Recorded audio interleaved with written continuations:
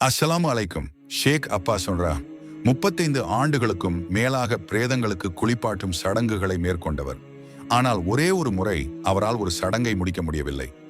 ஏன்? ஒரு நாள் ஒரு இறந்த வீட்டிலிருந்து அழைப்பு வந்தது. அங்கு சென்று ஷேக் ஒரு தந்தையின் பிரேதத்திற்கு குளிப்பாட்ட ஆரம்பித்தார். 2 மகன்கள் அங்கு உதவி செய்து கொண்டிருந்தனர். திடீரென யாரோ கதவை உடைக்க ஆரம்பித்தனர். கதவை திற, இல்லையெனில் உடைப்பேன் என்று கத்தினான். மகன்கள் கூறினர், அது எங்கள் மூத்த அண்ணன், தயவு செய்து கதவை திறக்காதீர்கள். ஷேக் முதலில் புறக்கணித்தார். ஆனால் அந்த நபர் கதவை உடைக்க முயன்றார். இறுதியாக ஷேக் கதவை திறந்தார். மூத்த மகன் ஷேக்கை தள்ளிவிட்டு உள்ளே ஓடினான். தந்தையின் பிரேதம் படுக்கையில் கஃபனில் பிரேத உடைகளில் போர்த்தப்பட்டிருந்தது. ஆனால் அந்த மகன் கஃபனின் முகப்பகுதியை பீத்து தந்தையின் முகத்தில் துப்பினான். ஷேக் அதிர்ச்சியடைந்தார். என் வாழ்நாளில் இப்படியொரு காட்சியை நான் பார்த்ததில்லை என்று கூறினார். அவரால் சடங்கை தொடர முடியவில்லை. பின்னர் ஷேக் இந்த குடும்பத்தை பற்றி விசாரித்தார். என்ன நடந்தது? தந்தை தனது செல்வத்தால் 4 மாடி கட்டிடம் கட்டினார்.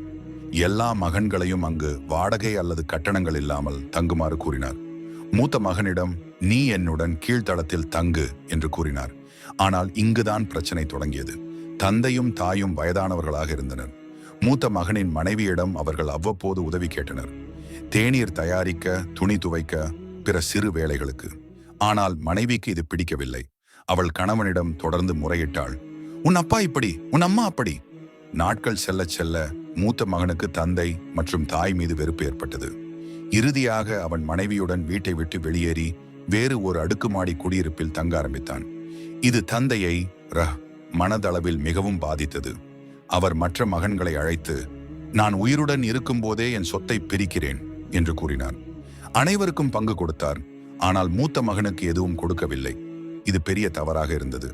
தந்தை இறந்தபோது மூத்த மகனுக்கு எதுவும் கிடைக்கவில்லை. பல ஆண்டுகளாக இருந்த வலியும் வெறுப்பும் அந்த மகனை அவ்வளவு மாற்றியிருந்தது. அவன் தந்தையின் முகத்தில் துப்பும் அளவுக்கு மாறினான். நண்பர்களே, இந்த கதையில் அனைவருக்கும் தவறு உள்ளது. மனைவி தொடர்ந்து முறையிட்டாள். மகன் பொறுமையாக கேட்காமல் வீட்டை விட்டு வெளியேறினான். தந்தை மூத்த மகனை புறக்கணித்தார். இந்த சிறு தவறுகள் ஒன்றன் பின் ஒன்றாக சேர்ந்து இறுதியில் இந்த துயரத்தில் முடிந்தது. நாம் இதிலிருந்து என்ன பாடம் கற்க வேண்டும்? பெற்றோரிடம், மருமகளிடம், குடும்ப உறுப்பினர்களிடம் பொறுமையுடனும் மரியாதையுடனும் நடந்து கொள்ள வேண்டும். ஒரு சிறு தவறு கூட பெரிய பிரச்சனைகளுக்கு வழிவகுக்கும். அறிவுள்ளவர்களிடம் கேளுங்கள். பிரச்சனைகளை பேசி தீருங்கள். நமது பெற்றோரை மதிக்கும், அல்லாஹ்வின் ஆசீர்வாதத்தை பெறும் மனிதர்களாக வாழ்வோம்.